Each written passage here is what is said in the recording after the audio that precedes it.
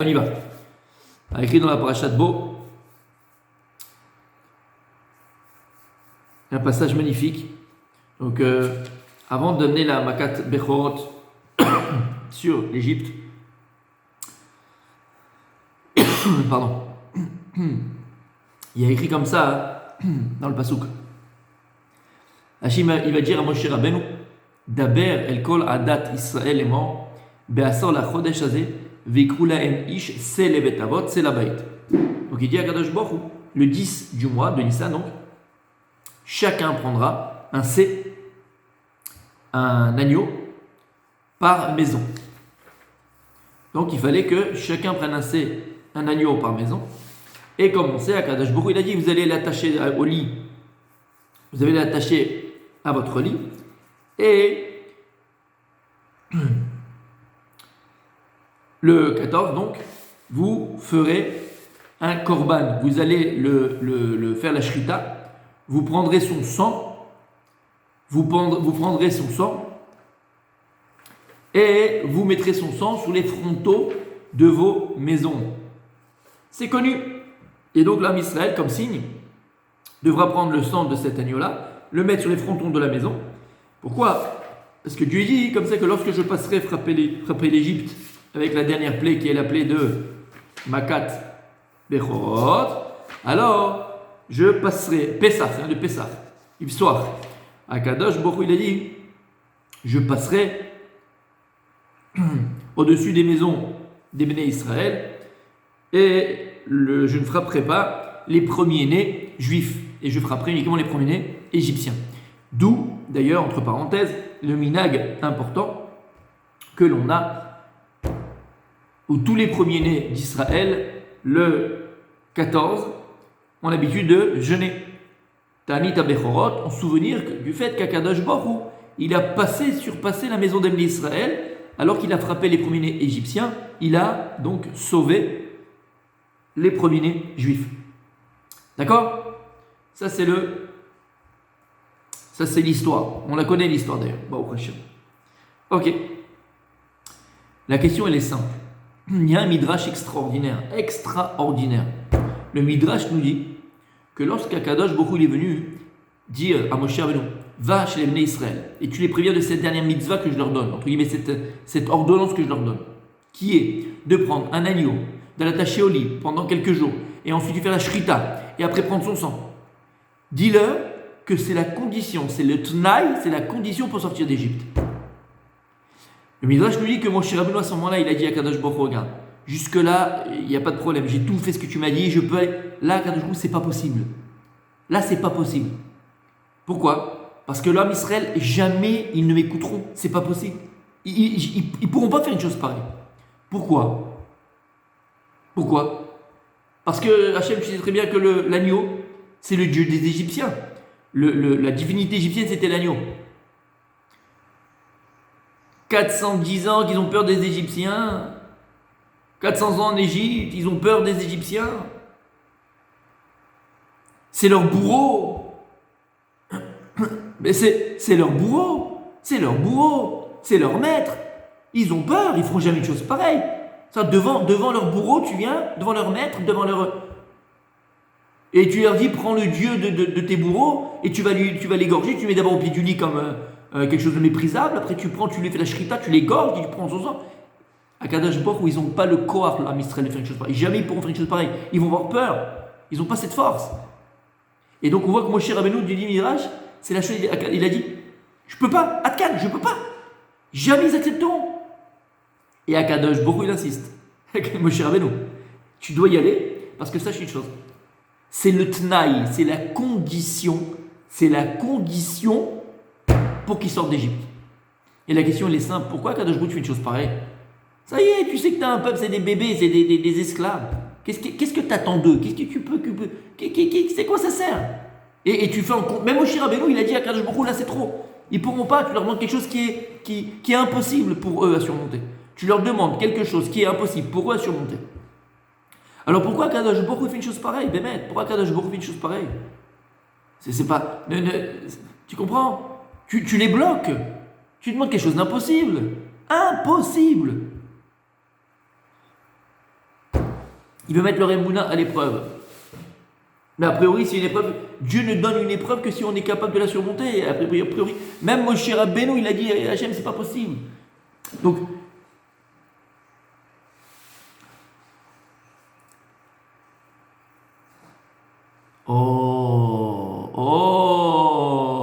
vous comprenez qui c'est Rabbi Moshe maintenant ou pas?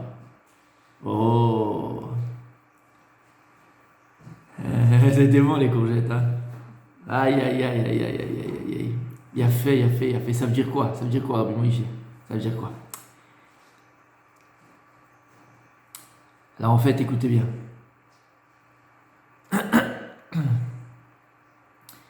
Il y a 2 points ici, et les 2 points se rejoignent en vérité. Pourquoi Bémet Akadosh Baruch Hu, a priori, demande quelque chose d'impossible en Israël? D'impossible en Israël. Akadosh Baruch Hu, normalement, je dis normalement parce qu'on va le voir, utilise toujours la nature. C'est pas, entre guillemets, pour nous, il y a une différence entre le miracle et la nature. D'accord? Mais disons que cette différence existe entre le miracle et la nature. Pour nous, un miracle, c'est la mer qui va s'ouvrir en 12. La nature, pour nous, c'est l'arbre qui pousse parce que tu l'as planté et parce que tu l'as arrosé. Ça, c'est la nature. Une femme qui tombe enceinte, c'est la nature. Ça, c'est alors qu'en vérité, tout est un miracle. Mais disons que Dieu, il a mis des règles naturelles, il a mis des règles dans la nature qui font que l'arbre il pousse parce qu'il y a l'eau qui va l'abreuver, et ainsi de suite. Ah, il est beau avec cette filine blind. Et donc, Akadosh Baruch Hu, donc il a mis des. Il n'y a pas de problème, ça dit. Akadosh Baruch Hu, il a mis des règles dans son monde. Et ces règles-là, on les appelle la nature. Mais ces règles, elles sont gérées par Dieu. Mais, a priori, à nos yeux, c'est de la nature. Et donc, Akadosh Baruch Hu, là, ce qu'il attend du Ham Israël, c'est pas de se comporter al-pi teva. C'est pas de se comporter selon la nature des choses. Là, ils vont sortir d'Égypte après 400 ans d'esclavage en Égypte. Il faut comprendre ce que ça veut dire. Ça veut dire que c'est pas simplement l'esclavage d'Égypte le problème. C'est-à-dire que bon, ils ont travaillé les pyramides, dans les pyramides, ils ont construit des villes. Non. L'esclavage d'Égypte, nous disent les Chachamim, c'est quoi la galoute? C'est galoute à da'at. Lorsque l'on parle de galoute, lorsqu'on parle d'exil, on parle d'exil du da'at, l'exil de la conscience, de la réflexion. C'est-à-dire qu'il y a 2 sortes d'exil. Il y a un exil klali, général, du Ham Israël, et un exil personnel. Mais dans les 2 cas, lorsqu'on parle d'exil personnel ou d'exil général, c'est qu'on est éloigné. Mais on est éloigné de quoi? Qu'est-ce qui fait de nous des esclaves? Qu'est-ce qui fait de nous des gens qui ne peuvent plus agir librement, choisir librement? Disent les Chachamim, le véritable galoute d'Égypte, c'est galout adat. Comment on appelle ça, galout adat, je viens de le dire, c'est l'exil de la conscience, de la réflexion. C'est-à-dire que, la même manière qu'en Égypte, lorsque quelqu'un, c'est quoi le symbole d'un esclave? Un esclave, pourquoi il est appelé esclave? C'est parce qu'un esclave, il n'a plus d'identité. Pourquoi il n'a plus d'identité? Parce qu'il appartient entièrement à son maître. Donc s'il appartient entièrement à son maître, il n'a plus la possibilité de choisir. Et il n'a plus la possibilité de choisir, donc il n'a plus de conscience. Ta conscience te fait choisir. Tu deviens, Chazvé Shalom, un numéro. Exactement comme les nazis avaient fait dans les camps de la mort. Ils marchaient même zicham. On était devenus des numéros, comme du bétail. Tu n'as plus de nom. Tu n'as plus de nom, tu n'existes pas. Tu m'appartiens. Tu es ce que je veux que tu sois. Tu fais ce que je veux que tu fasses. Tu ne réfléchis plus. D'ailleurs, toutes les dictatures, pour permettre la dictature, pour permettre le totalitarisme, qu'est-ce qu'on fait? On t'enlève tes choix, donc on t'enlève ta conscience, d'accord? On t'enlève la possibilité de réfléchir, on t'empêche la possibilité de réflexion et donc de conscience. Et en vérité, c'est toujours comme ça. Donc en Égypte, où tout esclavage, dit les Chachamim, que l'esclavage d'Égypte, c'est galout adat. C'est que l'homme Israël n'avait plus de réflexion, galout adat, de conscience de Dieu, conscience d'eux-mêmes, conscience de leur grandeur, conscience du projet divin. Il n'y a plus de conscience. Je travaille comme un brel, je travaille comme un forcené et je ne réfléchis plus. C'est que je suis là comme les galériens. C'est que les galériens, quand ils étaient dans les galères, il y avait le type qui tapait du tambour. Pourquoi il tapait du tambour? Pour abrutir l'esprit.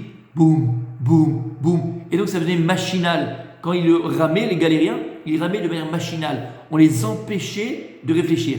Et lorsque tu empêches quelqu'un aussi de réfléchir, lorsque tu empêches quelqu'un de penser, lorsque tu empêches quelqu'un d'avoir une conscience, j'allais te dire, attends, une conscience, alors il n'a plus la possibilité aussi de se rebeller. Il n'y a plus de possibilité de rébellion, il est complètement soumis et assujetti. Et c'est un petit peu ce qu'on fait aujourd'hui avec ce qui se passe dans le monde, ouais, avec le virus. Alors, moi je te dis, dans le monde entier, avec le virus, on n'a plus le droit de parler. Vas-y. Ah, exactement. Voilà.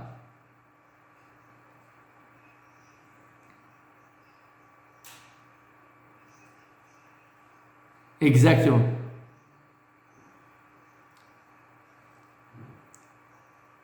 Et ben voilà, t'as compris. Alors donc il lui dit Rabbi Moshe, pareil aujourd'hui, jusqu'à aujourd'hui, il dit Rabbi Moshe, que dans les usines de voitures, on met de la musique pour que les gens travaillent sans s'en rendre compte et ils travaillent. Et la musique accélère avec la chaîne de fabrication. Il a fait pour que les gens travaillent plus vite et ils s'en rendent même pas compte. Et ben c'est exactement ça. Et aujourd'hui, avec le virus, si tu dis l'inverse par rapport à ce que l'État pense, ce que l'établissement pense, ça y est. Donc qu'est-ce qu'on va faire? On va t'empêcher de penser. On censure. Regarde, on a censuré Trump. On censure. Dès que ça ne plaît pas, d'accord, par rapport au dictateur, mais je suis sérieux.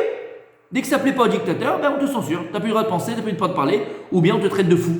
Ah ben c'est exactement ce qui se passe aujourd'hui. Et regardez, ça doit nous alerter parce que toutes les dictatures, ce n'est que ça. Il n'y a qu'une seule pensée. Et si jamais toi tu penses autrement, t'es un fou, t'es un complotiste, t'es un malade, t'es un tout ce que tu veux. Ben aujourd'hui, c'est ce qu'on vit exactement et les gens ne s'en rendent même pas compte. Certains oui, certains non. Bref.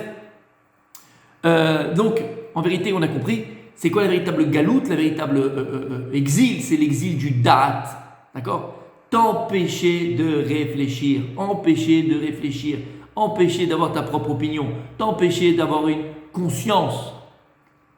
C'est clair? Donc ça, c'est la véritable galoute. Alors écoutez bien, et je l'ai dit, c'est qu'à partir du moment où on te soumet à une telle chose, tu n'as plus la possibilité même de te rebeller. Tu n'as même plus l'idée de te rebeller. Tu peux plus. Tu n'as même plus l'esprit assez vif pour te rebeller ou pour remettre remettre les choses, les mettre en question. Alors écoutez bien, Akadosh Baruch Hu va demander quelque chose d'impossible à Israël, Bémet, quelque chose d'impossible. Pourquoi? C'est impossible pour le Ham Israël, de sortir d'Égypte, c'est impossible de sortir d'Égypte. Pourquoi? Parce que tu nous demandes quoi? Tu nous demandes de prendre le Dieu des Égyptiens, Bémet. Ils n'ont pas la force. Moshe Rabbeinu, il dit à Akadosh Baruch Hu, c'est pas possible. Ils n'auront jamais la force. Alors il y a un klal, mes amis. Akadosh Baruch Hu, Rabbi Daniel, il n'aurait pas pu faire sortir l'Am Israël sans leur demander ça? Oui, il aurait pu, Akadosh Baruch Hu, faire sortir l'Am Israël sans leur demander de prendre le Dieu des Égyptiens, l'attacher à leur lit et mettre le sang. Bien sûr qu'il aurait pu, Akadosh Baruch Hu. Alors pourquoi Dieu il demande? Parce que Kaviachol, il y a une chose que Dieu il peut pas. Dieu, il peut te faire sortir de la boîte de nuit. Dieu, il peut te tirer des bras de la Thaïlandaise. Ça, Hachem, il peut le faire. Il va te faire passer un coup de fil. Tu vas recevoir un coup de fil à ce moment-là. On te dit que Hachem Ishmor, ton grand-père, il est très malade. Tu vas pas rester avec la Thaïlandaise. Tu vas prendre le premier avion, tu vas partir. D'accord? Ça, il peut le faire, Hachem. Tu vas recevoir un SMS. Attention, ta mère, elle est un truc. Donc, tu vas quitter la Thaïlande. Tu prends le premier vol et tu vas vite voir ta mère. Donc, Hachem, il peut te sortir maintenant des bras de la Thaïlandaise.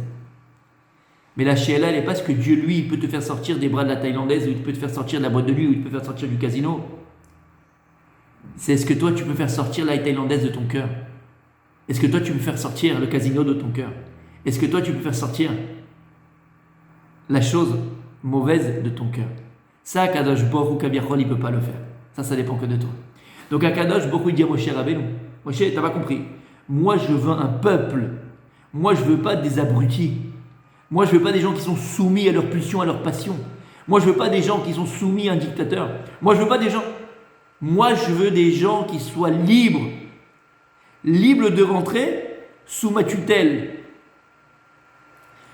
Donc, les faire sortir d'Égypte, il dit à Kadosh Baruch Hu, moi, je peux, il n'y a aucun souci. Je peux les faire sortir d'Égypte. Mais la Sheila, elle n'est pas là. Est-ce qu'eux, ils vont être capables de faire sortir l'Égypte de leur cœur? Moi, je ne peux pas faire sortir l'Égypte de leur cœur. Et ça, pour faire sortir l'Égypte de son cœur, pour faire sortir la Thaïlandaise de son cœur, pour faire sortir la boîte de nuit de son cœur, pour faire sortir le casino de son cœur, pour faire sortir toutes les mauvaises choses dans lesquelles on est enfoui, auxquelles on est soumis, par lesquelles on est dicté, auxquelles on est esclave. Ça dépend que de nous. Et pour faire sortir cette chose de notre cœur, il faut qu'on accomplisse un acte qui nous dépasse, qui nous paraît impossible. Ou sinon, comment ?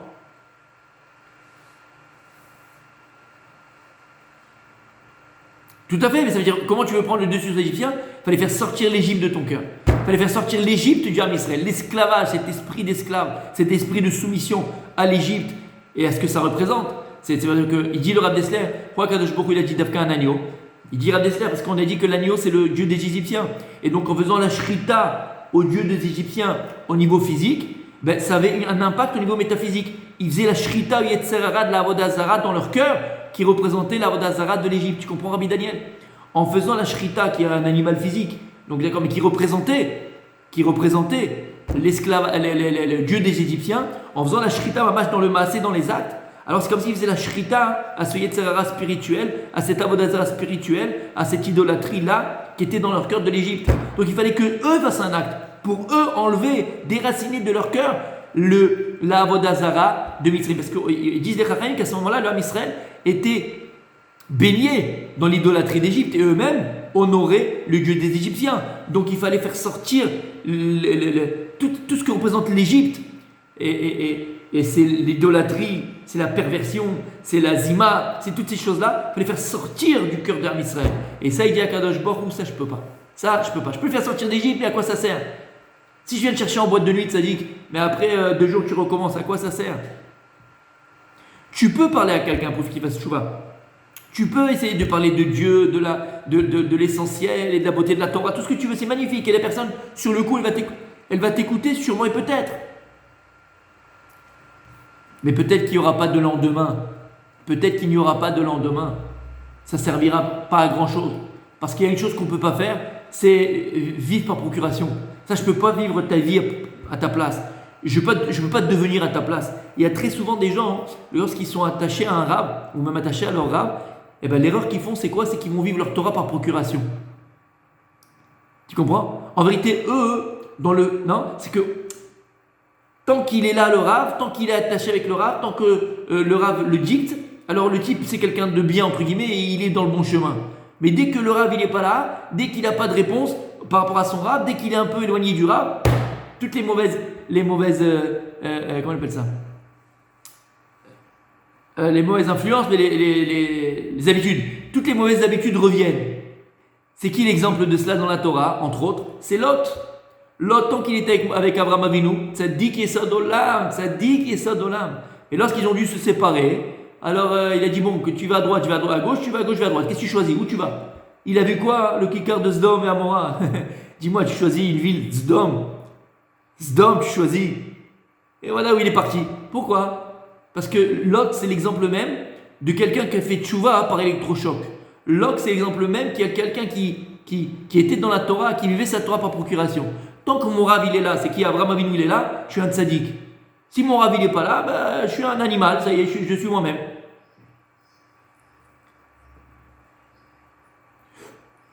On peut...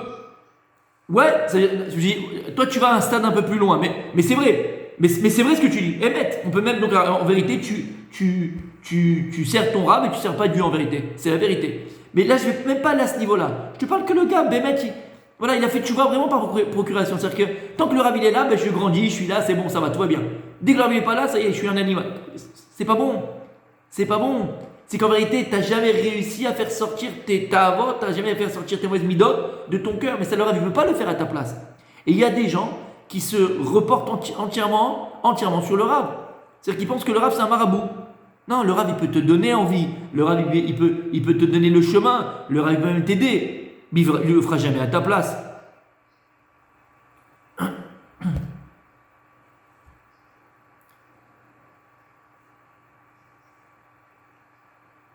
Voilà. Bon, ça là, tu vas, voilà, c'est encore un autre lien, mais ça suit, c'est encore un autre shlav, je veux dire. D'accord, voilà. Bon, ça c'est le problème énorme. C'est qu'en vérité, ces gens-là, ils font de la avodah zara avec leur rab, tu comprends ? Ils ne servent pas Dieu. Là, voilà, on a un niveau. Mais là, moi, les couleurs, je ne veux même pas rentrer dans ça. Je ne veux pas rentrer. On dit, Baruch Hashem, le Rav, il est très bien, la personne aussi, elle est très bien. Mais simplement, elle s'est trompée. Elle s'est trompée. C'est-à-dire qu'elle n'a pas réussi à travailler avec elle-même. En vérité, elle est toujours en galoute. Elle est toujours en galoute parce qu'elle n'a pas fait sortir l'Égypte de son cœur. Alors, tant que je lui donne de la morphine, il est calme. Il y a le Rav, il est là, c'est sa morphine. Il est calme, il ne sent pas la douleur. Mais dès que je lui donne plus de morphine, dès que le Rav n'est pas là, paf, tout est revenu comme avant. Eh ben, c'est pas bon ça, mes amis. Ça, c'est pas bon ça. Donc, c'est pour ça que je parle de ça aujourd'hui. Pour sortir l'Égypte de notre cœur. Bien sûr, pas toi. Bien sûr, pas toi. Bien sûr, pas toi.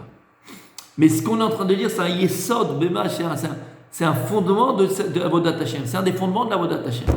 Parce que combien, comme tu viens de le mentionner, Rabbi Daniel Bémet, on peut vivre pendant 40 ans, 50 ans sa Torah, entre guillemets, et on est passé à côté. En vérité, on n'a jamais été indépendant dans sa Torah. On n'a jamais vraiment acquis sa Torah. On n'a vraiment jamais été vrai dans sa Torah. La preuve, voilà. Et donc, en vérité, c'est ça l'enseignement extraordinaire de ce passage de la Torah. D'Aber et Kol Adad Ben Israël est mort. Akadosh Baruch Hu, il dit c'est haine. Et Moshe il dit mais je ne peux pas aller, c'est trop ce que tu leur demandes. Il n'y a pas de trop. C'est la condition. Moi je ne veux pas des petits cassés, des bras cassés dans le désert. Ok. Moi je veux des gens vrais. Moi je peux les faire sortir d'Égypte, il n'y a aucun problème. Je peux envoyer un SMS à ce type-là, sa mère elle est malade, il va devoir ça va quitter la Thaïlande, il va aller. Je peux le faire. Mais est-ce que la Thaïlande va quitter son cœur ou il va se dire bon dès qu'elle va bien ma mère je retourne. C'est ça le problème. Et pour ça, écoutez bien, c'est le Yesod, c'est le Moussard d'aujourd'hui pour ça. Si on veut véritablement être des gens libres dans la Torah, être, c'est ça, c'est quoi? Il faut vraiment être libre dans la Torah. Pour être libre dans la Torah, eh bien, il faut faire aussi nous des actes qui nous paraissent impossibles. Il faut être au-delà, il faut se transcender. Sinon, tu ne pourras jamais, ce qu'on avait expliqué, Rabbi Moshe Express rappelle une fois, il faut être capable de se faire violence. Tu vois, un type qui a toujours les mauvaises habitudes d'aller au casino, il faut que tu ailles à l'encontre de ta nature. Comme eux, pour eux, c'était impossible. La nature, elle dit que tu ne vas pas prendre le Dieu des Égyptiens. Là, il faut que tu ailles à l'encontre de ta nature. C'est-à-dire que tu te dis que le monde, il tombe, le monde, il s'écroule, le monde, il n'existe plus. Tout, une bombe atomique, je n'irai pas, je ne mettrai pas un pied dans le casino. C'est impossible. Et bien, exactement. Et à partir du moment où tu feras quelque chose d'impossible, là, Kadosh Baruch Hu t'aidera à enlever l'Égypte de ton cœur et le casino de ton cœur et la thaïlandaise de ton cœur. Mais si tu es toujours au même niveau, te dire oui c'est bien, non c'est pas... Non, il y a plus cette réflexion de se dire c'est bien, c'est pas bien, bon je vais essayer de travailler sur moi. Il n'y a pas. Il faut que tu ailles au-dessus de ça, il faut que tu te fasses violence. Je disais quand j'avais le séminaire et je donne des cours aux jeunes filles écoulées, d'accord. Il y a un peu ce Yetzerara de Netflix, ok. Ou même pour un bachot, Netflix, comment on appelle ça, les séries et tout ça, une après l'autre, c'est pas de Beatlesman, tu perds ton temps, tu perds ta vie, tu perds ton machin, et ça devient une drogue. En vérité, des fois, tu n'as pas le choix, et je pèse mes mots. C'est tant que tu ne vas pas péter ton ordinateur, tu prends un marteau et tu le pètes. Tu vois ce que je veux dire? C'est que en malasot, il faut que tu ailles à l'extrême. En malasot. Parfois, quand c'est quelque chose qui est enraciné en nous et qui est difficile, de négatif bien sûr, et qui est difficile à surpasser, il faut que tu ailles à l'extrême. Tu ne peux pas dire, bon allez, tu sais quoi, je garde l'ordinateur, mais je ferai attention de pas. Tu vas tomber. IFCHA, tu n'as pas les moyens. Donc, il faut que tu ailles à l'extrême. Faut que tu ailles à l'extrême. Paf, plus d'ordinateur à la maison. C'est tout. Ah, comment je vais faire? Tu n'as pas le choix. Tu n'as pas le choix. Parce que ça, Kadosh Baruch Hu peut le faire à ta place. Il va te préparer. Il va te préparer à Kadosh Baruch Hu. Comment on appelle ça? L'écosystème, entre guillemets, l'environnement, voilà, un nouveau écosystème, un nouveau environnement, pour t'aider à cela, ok. Mais sauf Kolsov, c'est ton choix, sauf Kolsov, c'est ta décision, et sauf Kolsov, c'est ton travail personnel. Sur quoi tu vas avoir le Sachar et sur quoi tu vas avoir le neige, c'est ton Sachar à toi. C'est à toi de faire sortir l'Égypte de ton cœur, c'est à nous de faire sortir l'Égypte de ton cœur, c'est à nous de faire sortir les mauvaises midotes de notre cœur. Ça, Kadosh Baruch Hu, il ne le fait pas. C'est à toi de travailler sur toi, mon pote. Et c'est vrai dans tout. Je racontais cette anecdote, une fois je me suis occupé d'un couple à Baït Vegan, d'accord, qui avait des gros problèmes de Shalom Baït. Donc ils sont venus me voir à la synagogue, on a discuté, bref. Et vous savez que dans un couple, il n'y a jamais 100% la faute de quelqu'un, c'est toujours 80, 20%, c'est toujours 50-50, des fois 70, 80, 30, bon, le méchant. Et là, la vérité, c'était du 80-20, tu vois. 80% c'était la faute du mari, 20% la faute de la femme. Et donc, la première chose à faire, c'est que déjà d'arriver à un équilibre. 80-20%, c'est que le mari il avait du boulot, quoi. Par rapport à la femme, il avait beaucoup plus de boulot que sa femme. Ok. Et bon, bref, le gars, il était, comment on appelle ça? Addict, hein, c'est un mot, ça existe. Il était addict de son portable. C'était vraiment une addiction. C'est une maladie, hein, c'est pas de la rigolade, je suis très sérieux quand je parle. C'est pas des mots que. Voilà. Il était vraiment addict de son portable. Il rentrait à la maison, c'était toute la soirée son portable, Facebook, machin, il parlait, il truquait. Toute la soirée, il regardait même plus sa femme. Pour vous dire à quel point, elle me dit ça faisait plus de 6 mois qu'il ne l'avait pas touché. D'accord? Pour vous dire qu'il était addict. Ouais, il n'a plus rien à faire, c'était son portable, c'est lui, c'est sa meuf. Pour vous dire, c'est une vraie histoire. Bref. Et donc je lui ai parlé au gars, tata, je lui ai dit, parce qu'elle m'a dit, il me touche plus, il me regarde plus, machin. Alors je lui ai dit, regardez votre femme là. Faites-moi plaisir, regardez votre femme, il avait honte. Bon, il la regarde comme ça, je lui dis, vous la trouvez comment? Elle est belle, elle est moche, elle est. Il me dit, elle est très belle, non, elle est très belle, mais j'ai une femme sublime, elle est très belle, il me dit, elle est très belle, machin. Et je lui ai dit, alors dites-lui ce que vous pensez d'elle. Et il commence à parler d'elle, et qu'elle est belle, et qu'elle est machin. La femme, elle s'est mise à pleurer.